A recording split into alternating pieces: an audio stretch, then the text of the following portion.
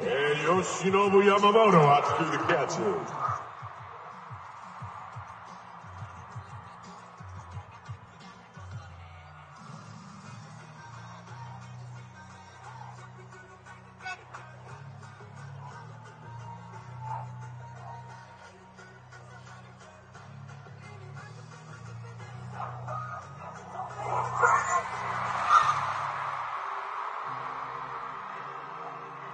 Wow, what a pitch.